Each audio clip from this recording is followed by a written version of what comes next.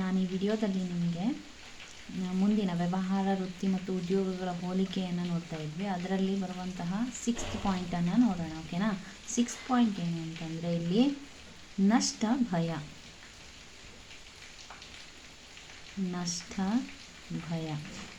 So ನಷ್ಟ ಭಯ ವ್ಯವಹಾರದಲ್ಲಿ ಯಾವ ರೀತಿ ಇರ್ತದೆ ಅಂತಂದರೆ, ವ್ಯವಹಾರದಲ್ಲಿ ನಷ್ಟ ಭಯ ಅಂತಂದರೆ ವ್ಯವಹಾರದಲ್ಲಿ ಲಾಭ ಗಳಿಕೆ ನಿರಂತರವಾಗಿರೋದಿಲ್ಲ. ಅಂದರೆ ಲಾಭ ಬರ್ತದೆ ಅನ್ನೋದು ನಮಗೆ ಗೊತ್ತಿರೋದಿಲ್ಲ ಅಂತ ಹೇಳಿ ಇದರ ಅರ್ಥ. ಓಕೆನಾ.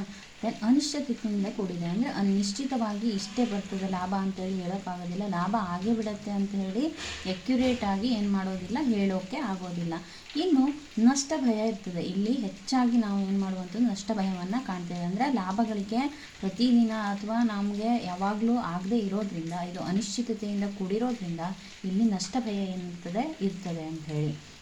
ಇನ್ನು ವೃತ್ತಿಯಲ್ಲಿ ನೋಡೋದಾದರೆ ಇಲ್ಲಿ ಸಾಮಾನ್ಯವಾಗಿ ಏನಾಗಿರ್ತದೆ ಹೇಳಿದ್ರೆ ಶುಲ್ಕ ನಿರಂತರವಾಗಿ ಇರುವಂಥದ್ದು ಮತ್ತು ನಿಶ್ಚಿತವಾಗಿರ್ತದೆ. ಸಾಮಾನ್ಯವಾಗಿ, ಓಕೆ, ಎಲ್ಲ ಸಮಯದಲ್ಲೂ ಅನ್ನುವಂಥದ್ದಲ್ಲ, ಸಾಮಾನ್ಯವಾಗಿ ಶುಲ್ಕ ನಿರಂತರವಾಗಿ ಮತ್ತು ನಿಶ್ಚಿತವಾಗಿ ಇರ್ತದೆ. ಇಷ್ಟೇ ಬರಬೇಕು ಅಂತ ಇರ್ತದೆ.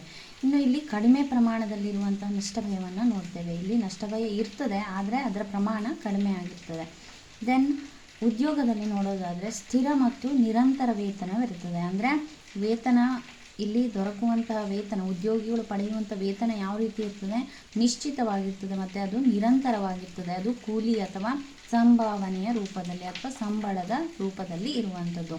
ಆ್ಯಂಡ್ ಇಲ್ಲಿ ನಷ್ಟ ಭಯ ಇರೋದಿಲ್ಲ. ಹಾಗಾಗಿ ಅಂದರೆ ವೇತನ ಯಾವಾಗಲೂ ಬರ್ತಾ ಇರೋದ್ರಿಂದ, ಕೂಲಿ ಅಥವಾ ಸಂಬಳ ಸಿಗೋದ್ರಿಂದ ದಿನಾಲು, ಕೂಲಿ ಅಂತಂದರೆ ದಿನ ಸಿಗುವಂಥದ್ದು, ಸಂಬಳ ಅಂತಂದರೆ ವೀಕ್ಲಿ ಈ ರೀತಿ ಸಿಗುವಂಥದ್ದು. ಸೊ ಅದರಿಂದ ಏನಾಗ್ತದೆ, ಇಲ್ಲಿ ನಷ್ಟ ಭಯ ಇರೋದಿಲ್ಲ, ಇದ್ದರೂ ಕೂಡ ಸ್ವಲ್ಪ ಪ್ರಮಾಣದಲ್ಲಿ ಇರುವಂಥದ್ದು ಅಂತ ಹೇಳಿ. ಇನ್ನು ನೆಕ್ಸ್ಟು 7th ಪಾಯಿಂಟ್, ಹಿತಾಸಕ್ತಿಯ ವರ್ಗಾವಣೆ. ಹಿತಾಸಕ್ತಿಯ ವರ್ಗಾವಣೆ ಯಾವ ರೀತಿ ಇರ್ತದೆ ಅಂತಂದರೆ ಇಲ್ಲಿ ವ್ಯವಹಾರದಲ್ಲಿ ಕೆಲವೊಂದು ಕ್ರಮಗಳ ಮೂಲಕ ಮಾತ್ರ ವರ್ಗಾವಣೆ ಮಾಡೋಕ್ಕೆ ಸಾಧ್ಯ ಆಗ್ತದೆ. ಅದೇ ವೃತ್ತಿಯಲ್ಲಿ ತಗೊಂಡಾಗ ಹಿತಾಸಕ್ತಿಯ ವರ್ಗಾವಣೆಯನ್ನು ಮಾಡೋಕ್ಕೆ ಸಾಧ್ಯ ಆಗೋದಿಲ್ಲ. ಉದ್ಯೋಗದಲ್ಲೂ ಕೂಡ ಏನಾಗೋದಿಲ್ಲ, ಇಲ್ಲಿ ಸಾಧ್ಯ ಆಗೋದಿಲ್ಲ. ಹಿತಾಸಕ್ತಿಯ ವರ್ಗಾವಣೆಯನ್ನು ಮಾಡೋಕ್ಕೆ ಸಾಧ್ಯ ಇಲ್ಲ ಅಂಥೇಳಿ. ಇನ್ನು ಲಾಸ್ಟ್ ಪಾಯಿಂಟ್ ಇದರಲ್ಲಿ 8th one, ನಡತೆ ಸಂಹಿತೆ.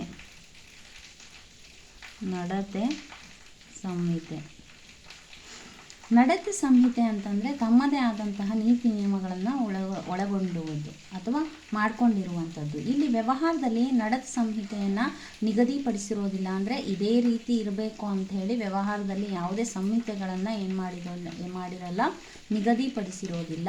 ಇನ್ನು ವೃತ್ತಿಯಲ್ಲಿ ವೃತ್ತಿಪರ ನಡತೆಯ ಸಂಹಿತೆಯನ್ನು ಪಾಲಿಸಬೇಕು. ಅಂದರೆ ವೃತ್ತಿಪರ ನಡತೆ ಅವ್ರದ್ದೇ ಆದಂತಹ ಒಂದು ಸಂಹಿತೆಯನ್ನು ಮಾಡ್ಕೊಂಡಿರ್ತಾರೆ.